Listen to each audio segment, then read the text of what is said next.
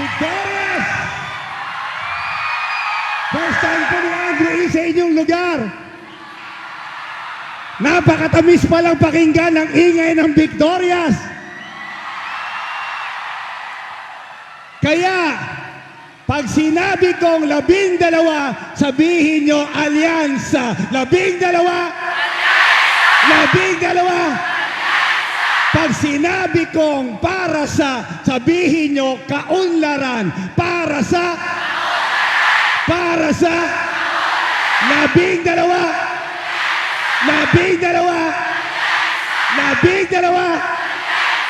para sa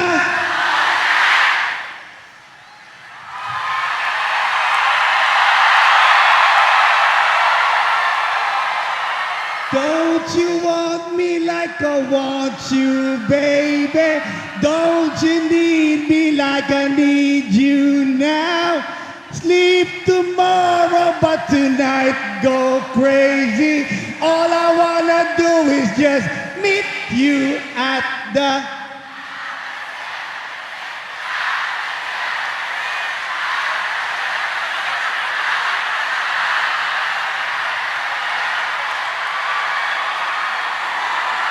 Victorious! Let's go!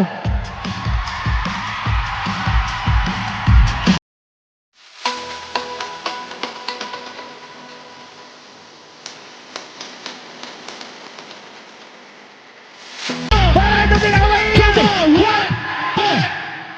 Labing dalawa! Labing dalawa! Labing dalawa! Labing dalawa! Labing dalawa! Labing dalawa! Labing dalawa! Labing dalawa! Break it down!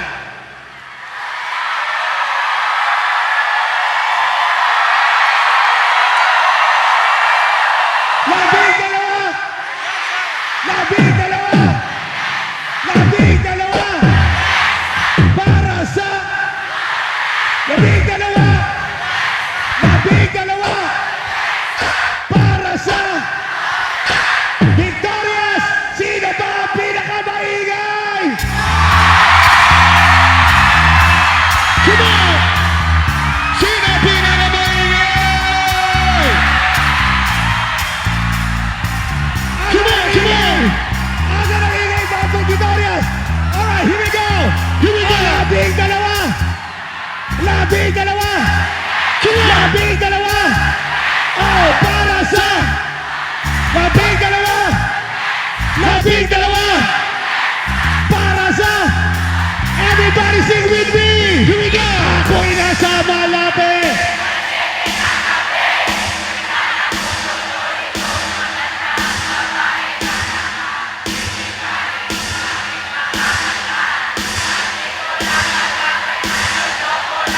Here we go! Victorious! Sabay-sabay ngayong gabi! Let me hear you say, ho! Come on! Sabay say, ho! What? Ito ba ang pinakamaingay? Dito! Ito ba ang pinakamaingay? Dito! Ito ba ang pinakamaingay? Dito! Ito ba ang pinakamaingay? Labing dalawa! Labing dalawa! Labing dalawa! Labing dalawa! Oh, para sa labing dalawa! Labing dalawa! When the night, labing dalawa! Labing dalawa! Labing dalawa! Oh, para sa labing dalawa! Labing dalawa! Oh, para sa God bless Victoria! Sino ang pinakamaingay? Thank you! Pangulo ng Republika ng Pilipinas, His Excellency Ferdinand Romualdez Marcos Jr.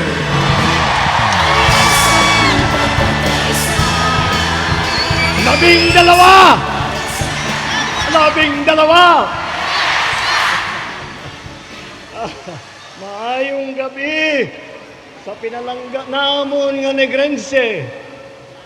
Maraming salamat. Ay, magsipo. Maraming pong salamat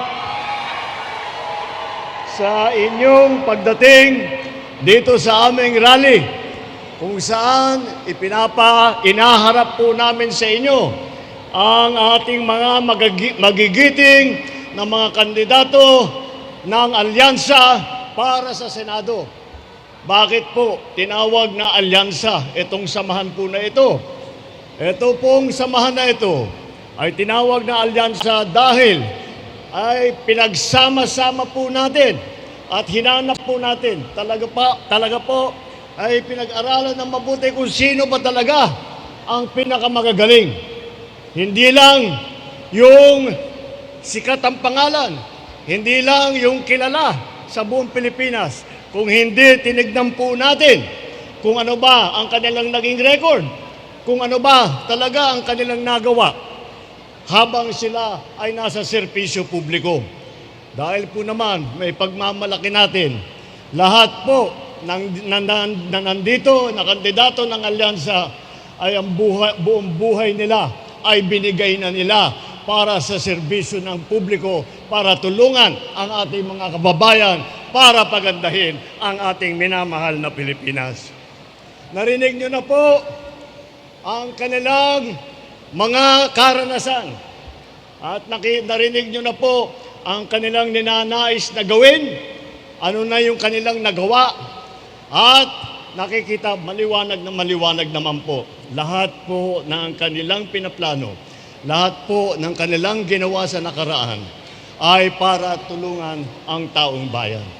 Ginawa po nila yan dahil ito pong mga kandidato ay sila po ay ang pinakamalalaki ang puso na nagmamahal sa mga kapwa nilang Pilipino.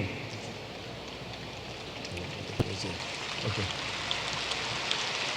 Dahil sinasabi ko, mukhang unang-una, napakalakas ng aming ticket.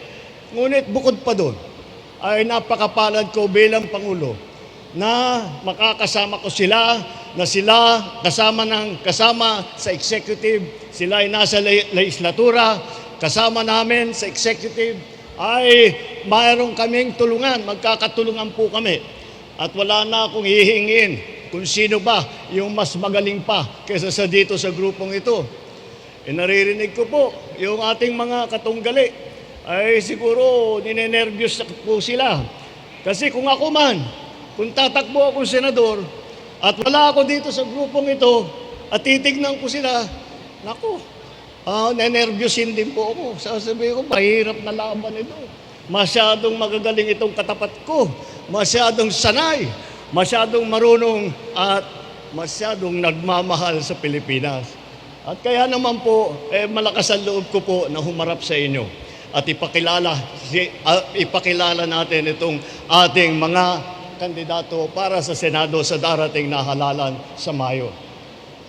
Alam nyo po, hindi po siguro na kagaya po ng aking nasabi na nakita po ninyo kung ano yung kanila, narinig na po ninyo kung anong kanilang mga plano, kung anong kanilang naranasan, at nakita naman ninyo ang mga record nila na napakahusay.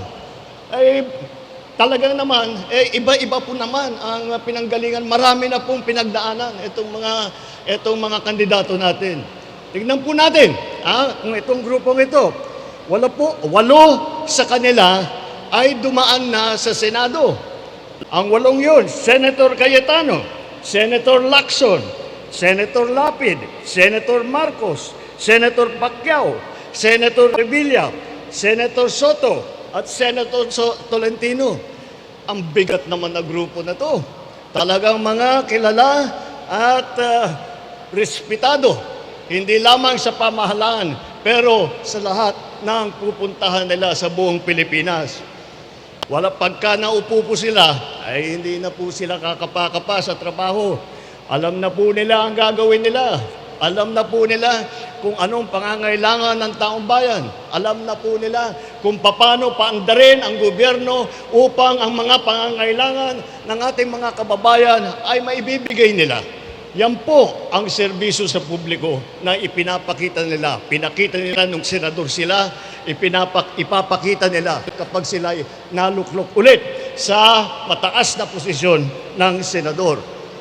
At Pito naman po ang dumaan sa mababang kapuluan. Naging congressman po, House of Representatives. Subok na subok po sa batasan.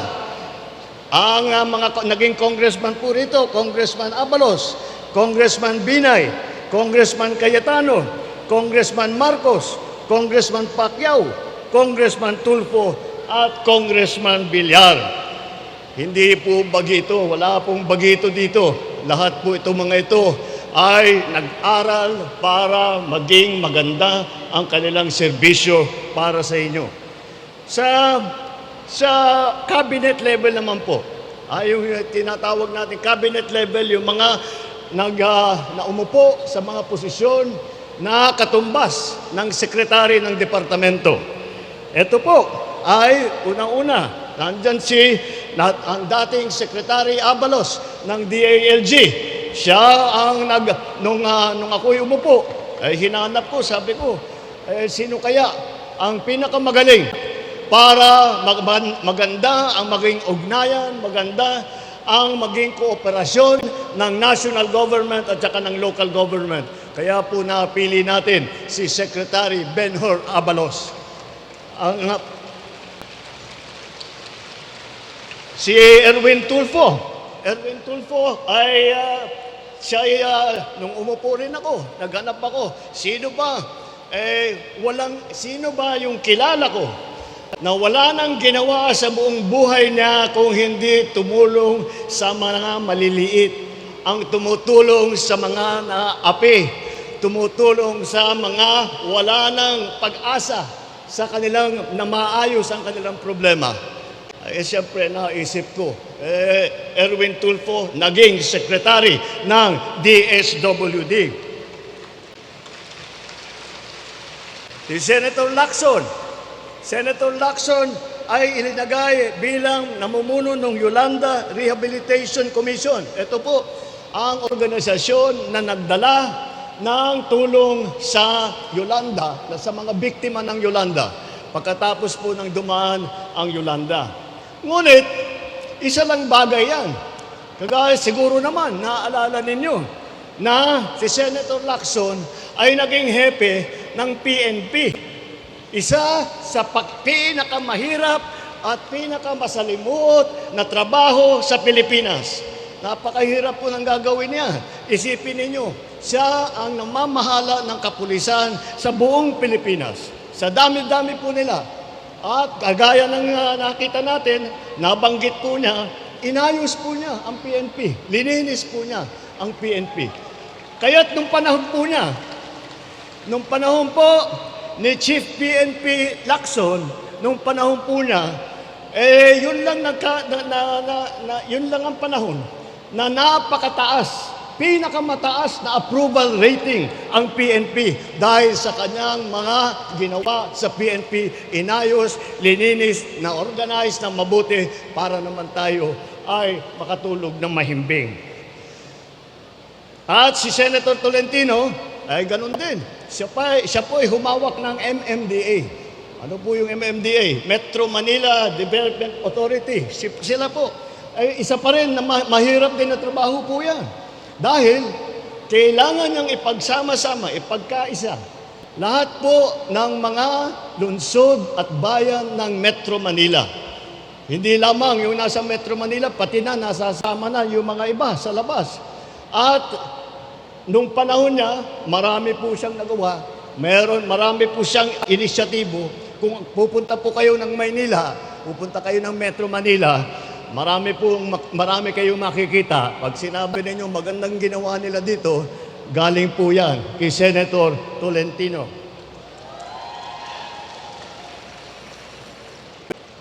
Alam na nila ang trabaho ng gobyerno mula sa kabinete. Hindi po dada. Marami po silang ginawa. They will stand in the Senate not to oppose, but to propose. Anong ibig sabihin nun? Ibig sabihin, sila ay hindi pupunta sila sa Senado upang makapagdebate lang na mahaba na oradang nagdidebate o nakikipag-away kung kani-kanino. Sila po ay pupunta sa Senado upang gawin lahat para pagandahin po ang mga buhay ninyo, ang buhay ng inyong mga pamilya. Tatlo naman po ang naging gobernador na matataas, na malalaking mga probinsya. Unang-una po, Governor Jaime Marcos, doon po sa amin, sa Ilocos Norte. Andun po siya. Siya ay nahawakan niya ng tatlong term, 7 na taon. Ang Ilocos Norte, dyan nagpasok na yung aming mga turista, nagpasok na, pinagandang agrikultura. At nakita naman natin ang improvement nung siya ay nandyan. Ang isa pa ang naging gobernador, Senator Lito Lapid, gobernador ng Pampanga. Alam niyo po, napakalaki din ng Pampanga. Ngunit, pumunta po kayo sa Pampanga yun. Tignan po ninyo kung gaano kaganda ang pag-uunlad ng probinsya ng Pampanga. May kinalaman yan. Pagka susuriin po ninyo ng mabuti, yung mga progresong yan, yung mga kaunlaran na nakikita nyo, meron yan. Titignan mong mabuti, may kamay ang ating gobernador Lito Lapid sa lahat ng mga nangyari dyan. At saka, meron din tayong gobernador na sumasayaw. Governor Bong Revilla ng Cavite. Pero hindi lang po, hanggang sayaw lang yan. Ay, siyempre, magaling talaga siya sa ganyan. At naiinggit nga kami, naiinggit ang mga ibang kandidato kasi kailangan din nilang tapatan ang sayaw ni Governor Bong Revilla. Pero, alam niyo po, ang Cavite ngayon ay ang pangalawang pinakamalaki na probinsya sa Pilipinas na.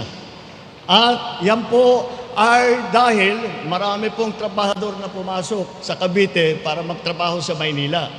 Marami po doon ay mga Waray, marami doon mga Ilonggo.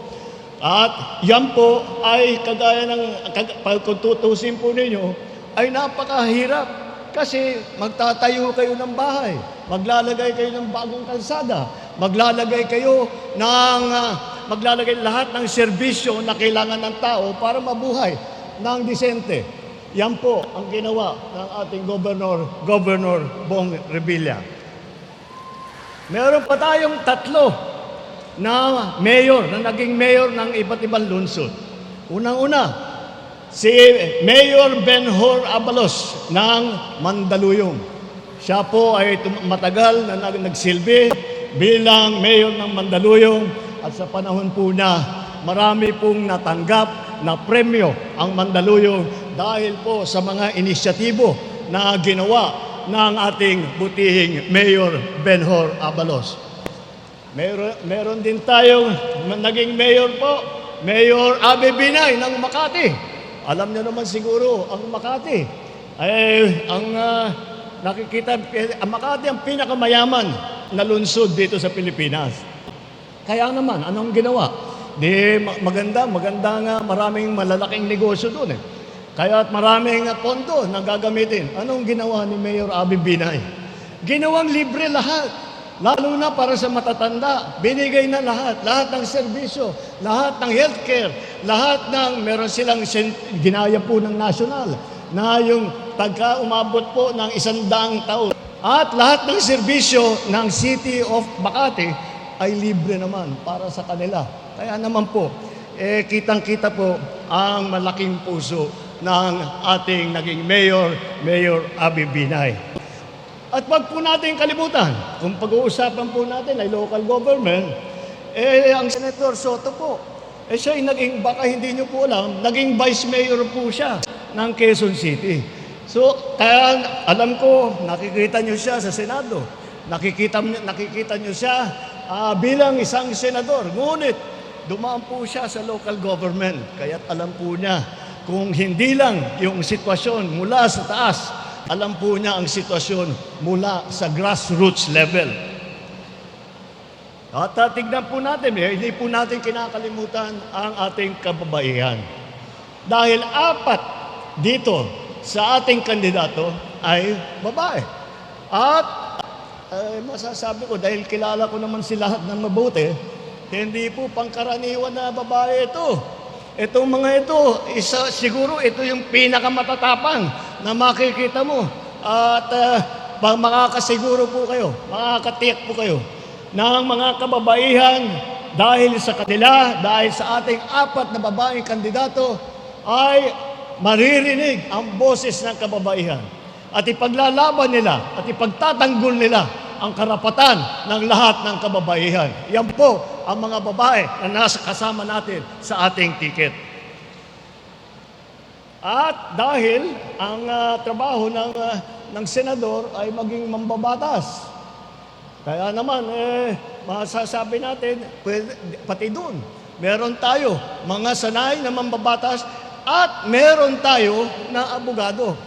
4 po ang abogado dito sa grupo pong ito.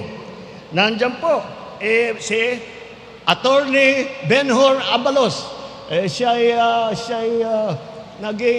naging abogado at pero iniwanan din niya at nagserbisyo na lang sa publiko.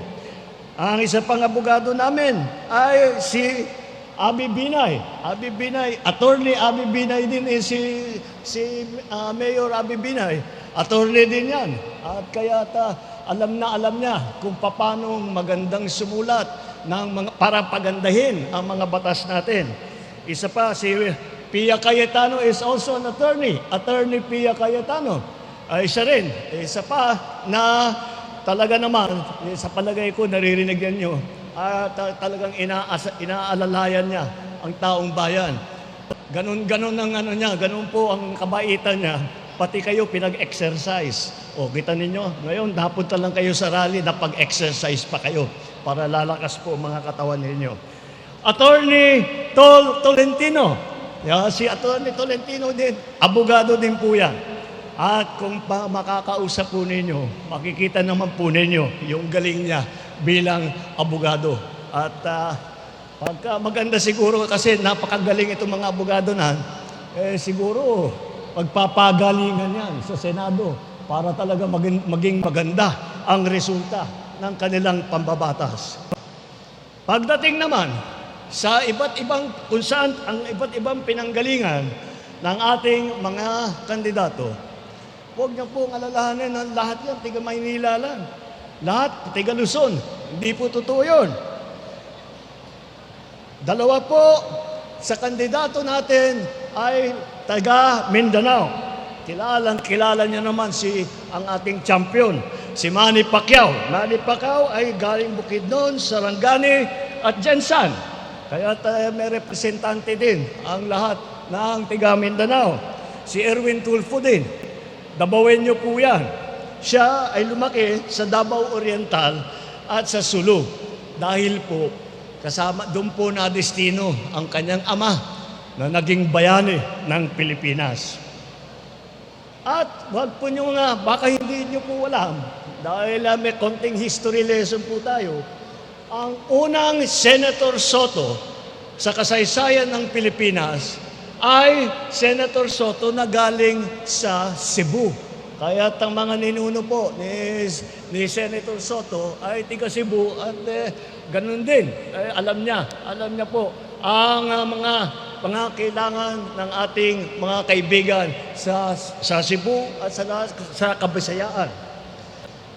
At kami naman ni Aimee, alam naman ninyo, si Imelda, ang mother namin, waray na waray yan. 100% waray po. Kaya naintindihan ni Aimee. Nagwawaray po yan si Aimee. Siya lang sa aming 3 na magkapatid na natutong magwaray. Ganun talaga ang pagkapalaki sa amin. At para malaman namin na kakausap namin ang tao, hindi kami naka-spoil na doon sa palasyo. Kaya doon ganyan kami pinalaki. Kaya si Aimee rin alam niya kung ano ang sitwasyon, kung anong kalagayan ng ating mga kaibigan. Si Camille naman, si Camille Villar, ay ang kanyang mga ninuno po ay galing naman, ay mga Ilonggo naman po. Kaya't meron kayong kababayan dito, meron kayong kasama rito, at makikita ng po ninyo, lahat ng kahit sino sa Pilipinas ay may representante na nanggaling doon sa malapit sa kanila o sa kanila mismo. Para naman, hindi na sinasabi ang inaalala lamang na trabaho, ang tinitignan lang ng mga problema ay yung mga problema sa Maynila. Hindi po tama yun.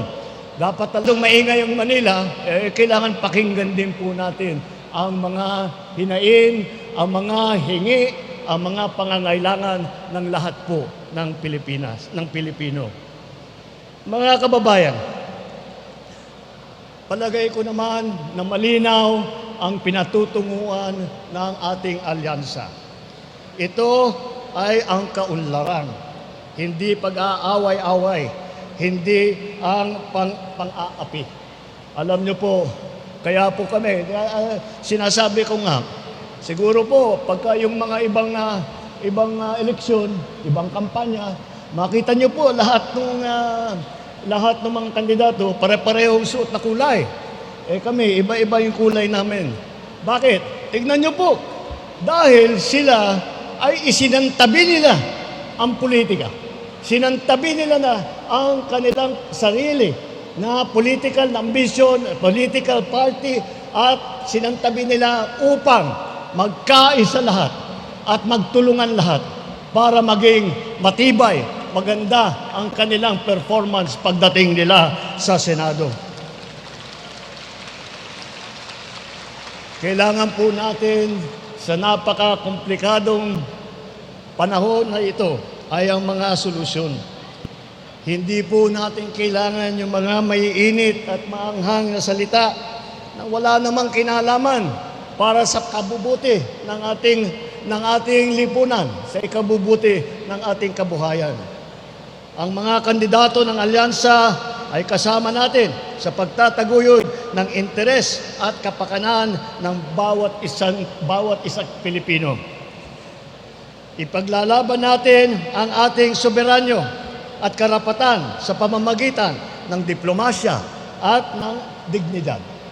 Hindi natin isusuko ni isang pulgada ng ating teritoryo at hindi tayo kailangan sumunod sa kahit na sino pa dahil ang Pilipino lang ang may karapatan na gamitin at magkaroon ng hanap buhay sa ating teritoryo.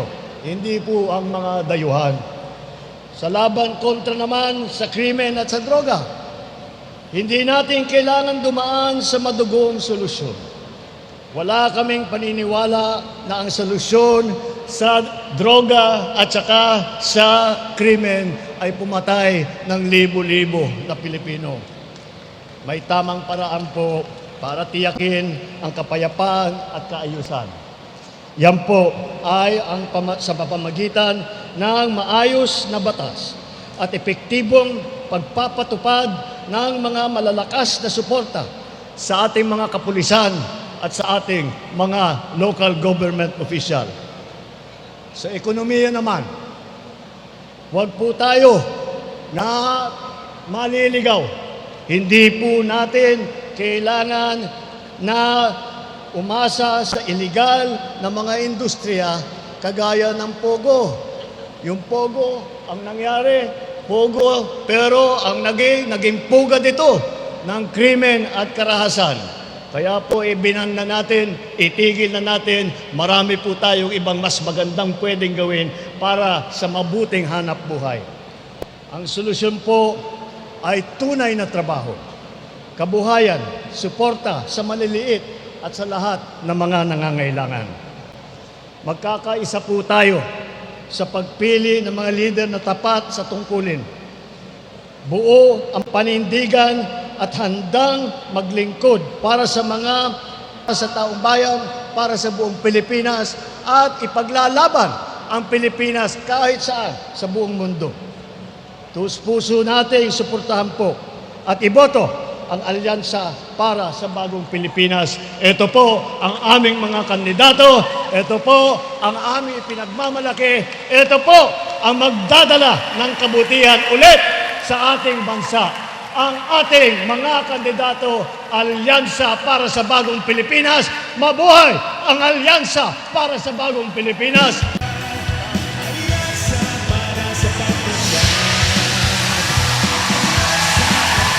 Muli mga kababayan, ang Pangulo ng Republika ng Pilipinas, His Excellency Ferdinand Romualdez Marcos Jr.